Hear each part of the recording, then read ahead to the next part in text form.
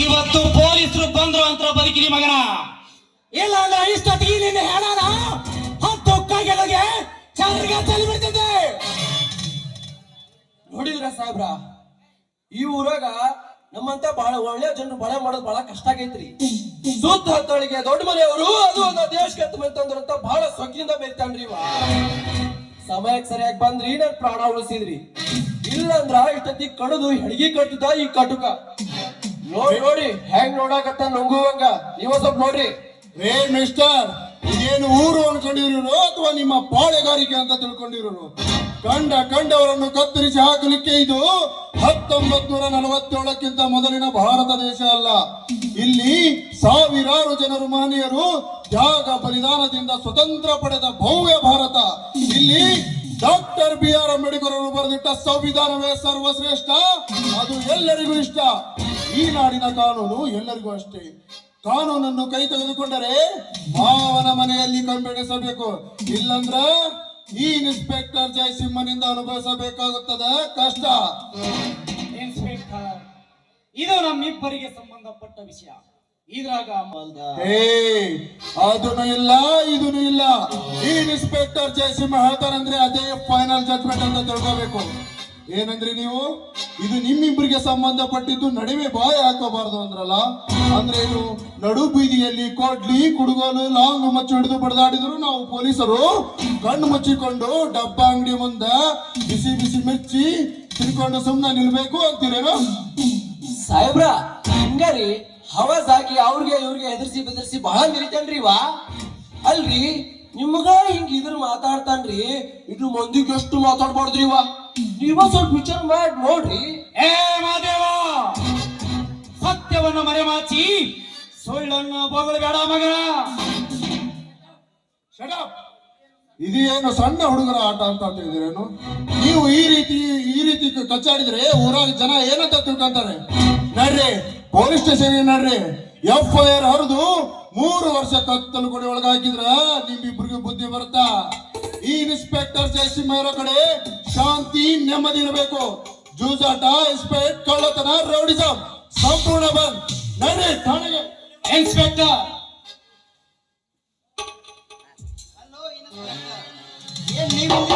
Hello Shekhar, ನೀನೇನ್ ಇಲ್ಲಿ? ಇದು ನಮ್ಮೂರ್ ಕಣ. ಹೌದಾ? ಹಾಗಾದ್ರೆ ಒಳ್ಳೇದಾಯ್ತು ಬಿಡು. ನಾನು ಇವರಿಗೆ ಹೊಸದಾಗಿ ಇನ್ಸ್ಪೆಕ್ಟರ್ ಆಗಿ ಇವತ್ತೇ ಬರ್ತಾ ಇದ್ದೀನಿ. ಲಗೇಜ್ನು ಬಸ್ ಸ್ಟ್ಯಾಂಡ್ ನಲ್ಲೇ ಇವೆ. ಬಸ್ ಇಳಿದ ತಕ್ಷಣ ಇವರಿಬ್ರು ಗಲಾಟೆ ಮಾಡ್ತಿದ್ರು. ಅದಕ್ಕೆ ಪೊಲೀಸ್ ಸ್ಟೇಷನ್ಗೆ ಕರೆದುಕೊಂಡು ಹೊರಟಿದ್ದೆ. ಅಷ್ಟರಲ್ಲಿ ನೀವು ಬಂದೆ ನೋಡು. ಓಹೋ, ಹೌದಾ ಮಿಸ್ಟರ್ ಜಯಸಿಂಹ? ಇವರಿಬ್ರು ನನಗೆ ಗೊತ್ತಿರೋರು. ಬಿಟ್ಟು ಬಿಡೋದ? ಅದು ಹಂಗ ನ್ಯಾವ ಅಂದ್ರೆ ಲಂಚ ಕೊಟ್ರೆ ಮಾತ್ರ ಬಿಡ್ತೀರೇನು? ಶೇಖರ್, ನನ್ನ ಕರ್ತವ್ಯದ ಬಗ್ಗೆ ಹಗುರವಾಗಿ ಮಾತನಾಡಬೇಡ. ನಾನೆಂತವನು ಅಂತ ನಿನಗೆ ಕಾಲೇಜಿನಲ್ಲಿ ಹೇಗೆ ಗೊತ್ತು? ಗೊತ್ತು ಜಯಸಿಂಹ. ಮೊದಲು ಇವರಿಬ್ಬರನ್ನು ಬಿಟ್ಟು ಕಳಿಸು. ಬೇಕಾದ್ರೆ ನಾನು ಶ್ಯೂರಿಟಿ ಕೊಡ್ತೀನಿ. ಆಯ್ತು ಬಿಡು ಗೆಳೆಯ. ನಿನ್ನಂತ ಜೀವನ ಗೆಳೆಯ ಹೇಳ್ತಾನಂದ್ರೆ ಬಿಡದೆ ಇರ್ತೀನ. ನೋಡಿ, ಇವತ್ತೇ ಕೊನೆ. ಇನ್ನೊಂದು ಸಾರಿ ಹಾದಿ ಬೀದಿಯಲ್ಲಿ ಈ ರೀತಿ ಕಾಲು ಜಗಳ ಮಾಡಿದ್ರೆ ನೀವಿಬ್ಬರು ಹಿರಿಯರು ಎನ್ನುವುದನ್ನು ಮರೆತು ನಾವು ನಮ್ಮ ಕೆಲಸವನ್ನು ಮಾಡಬೇಕಾಗುತ್ತದೆ. ಹುಷಾರ್. ಇನ್ಸ್ಪೆಕ್ಟರ್, ಕಾನೂನು ಕೈಯಲ್ಲಿದೆ, ಖಾಕಿ ಬಟ್ಟೆ ಮೈ ಮೇಲಿದೆ ಎಂದು ಅಧಿಕಾರದ ಅಮಲಿನಲ್ಲಿ ಬಾಯಿಗೆ ಬಂದಂತೆ ಮಾತನಾಡಬೇಡಿ. ಪೊಲೀಸರು ಎಂದರೆ ಸಾರ್ವಜನಿಕರ ರಕ್ಷಕರು. ಅದಕ್ಕಂತಲೇ ನಿಮ್ಮನ್ನು ಅಚ್ಚ ಕನ್ನಡದಲ್ಲಿ ಆ ರಕ್ಷಕರು ಎಂದು ಕರೆಯುತ್ತಾರೆ. ಅದಕ್ಕೆ ತಕ್ಕಂತೆ ನಡೆದುಕೊಳ್ಳಬೇಕು. ಅದು ಬಿಟ್ಟು ಅಧಿಕಾರದ ಹುಚ್ಚಿನಲ್ಲಿ ವಯಸ್ಸನ್ನು ಮೀರಿ ಮಾತನಾಡಬಾರದು. ಅಂದರೆ ನಿಮ್ಮ ಮಾತಿನ ಅರ್ಥ? ಇಂಥ ಸ್ವಾರ್ಥ ಶ್ವಾನಗಳ ಸ್ನೇಹಿತ ಅಂತ ತಿಳಿದ ಮೇಲೂ ತಿಳಿಸಿ ಹೇಳುವುದು ವ್ಯರ್ಥ. ಏ ಮಿಸ್ಟರ್, ನಾಲಿಗೆ ಹಿಡಿದು ಮಾತನಾಡು, ಇಲ್ಲಂದರೆ ನಿನ್ನ ನಾಲಿಗೆ. ಯಾರಾದರೂ ನಿಂತು ಮಾತನಾಡುತ್ತಿರುವೆ ಅನ್ನೋದು ಪ್ರಜ್ಞಾನವಿದೆಯಾ ನನಗೆ? ಬಿಸಿ ರಕ್ತದ ಮೈ ಮೇಲೆ ಖಾಕಿ ಬಟ್ಟೆ ಬಂದರೆ ಸಾಕು ಮನುಷ್ಯತ್ವವನ್ನೇ ಮರೆತು ಬಿಡ್ತಾರ ಅನ್ನೋದಕ್ಕ ನಿಮ್ಮಂತ ಅಧಿಕಾರಿಗಳೇ ಸಾಕ್ಷಿ. ಅಧಿಕಾರ ಅಂತಸ್ತು ಶಾಶ್ವತವಲ್ಲ, ಮನುಷ್ಯತ್ವ ಮುಖ್ಯ. ಅದನ್ನು ಮೊದಲು ತಿಳ್ಕೊ.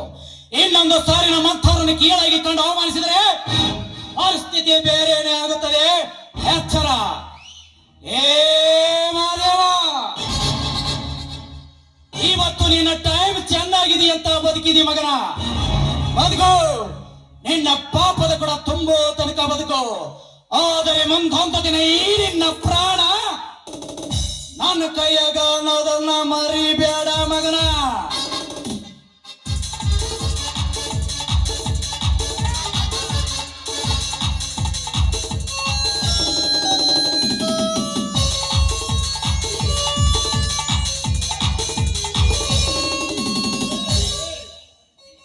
ನಮ್ಗೆ ಧಮಕಿ ಹಾಕ್ತೀರಾ? ಮೊದಲು ಯಾರ ಜೊತೆ ಮಾತನಾಡುತ್ತಿರುವಿರಿ ಎಂಬುದನ್ನು ನೆನಪಿರಲಿ. ಗೆಳೆಯ, ಸಮಾಧಾನ ಸಮಾಧಾನ ಪ್ಲೀಸ್.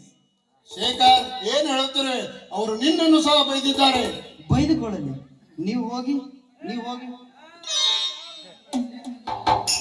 ಶೇಖರ್, ಯಾರಿವರು? ಇಂಥ ಇಳಿ ವಯಸ್ಸಿನಲ್ಲೂ ಬೆಂಕಿಯ ಚೆಂಡಿನಂತೆ ಕೆಂಡದುಂಡೆಯಂತೆ ಸಿಗುತ್ತಿರೋರು ಯಾರಿವರು? ಯಾಕೆ ಈ ರೀತಿ ನಿನ್ನನ್ನು ಅವಮಾನಿಸುವುದು? ಹೇಳು ಶೇಖರ್, ಹೇಳು. ಗೆಳೆಯ, ಈಗ ನಾನು ಮಾತನಾಡುವ ಸ್ಥಿತಿಯಲ್ಲಿಲ್ಲ. ನೀನು ಕಾಲೇಜಿನಲ್ಲಿ ನೋಡಿದ ಶೇಖರ್ನೇ ಬೇರೆ, ಈಗ ನೋಡುತ್ತಿರುವ ಶೇಖರ್ನೇ ಬೇರೆ. ಈಗ ಈ ಊರಲ್ಲಿ ನಾನು ಕಣ್ಣಿದ್ದು ಕುರುಡ, ಕಿವಿಯಿದ್ದು ಕಿವುಡ, ಬಾಯಿದ್ದು ಮೂಕನಾಗಿದ್ದೇನೆ. ಇದಕ್ಕಿಂತ ಹೆಚ್ಚಿಗೆ ಮಾತನಾಡಲು ನನಗೆ ಸಾಧ್ಯವಿಲ್ಲ. ಅಂದ್ರೆ ಅದು ಒಂದೇ ದಿನಕ್ಕೆ ಮುಗಿಯುವ ಕಥೆಯಲ್ಲ, ಅದೊಂದು ಘೋರ ದುರಂತ. ಯಾವ ಕುಟುಂಬದಲ್ಲಿಯೂ ನಡೆಯಬಾರದ ಘೋರ ಘಟನೆಯೊಂದು ನಡೆದು ಹೋಗಿದೆ. ದಾಯಾದಿಗಳ ಕಲಹದ ಬೆಂಕಿ ದಗಲೆ ಹೊತ್ತಿ ಉರಿಯುತ್ತಿದೆ.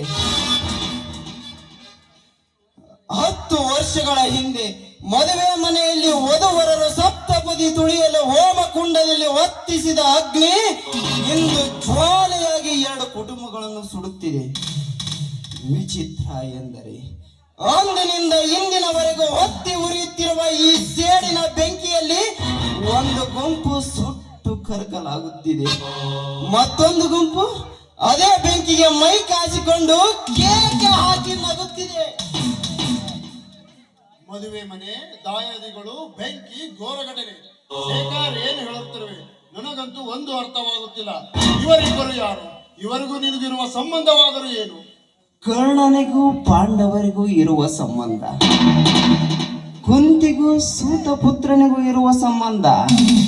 ಒಂದು ಮಹಾಭಾರತದ ಯುದ್ಧದಲ್ಲಿ ಪಾಂಡವರು ತನ್ನ ತಮ್ಮಂದಿರು ಎಂಬ ಸತ್ಯ ಗೊತ್ತಿದ್ದರೂ ಸಹ ಕರ್ಣ ದುರ್ಯೋಧನನ ಪರವಾಗಿ ನಿಲ್ಲಬೇಕಾಯಿತು.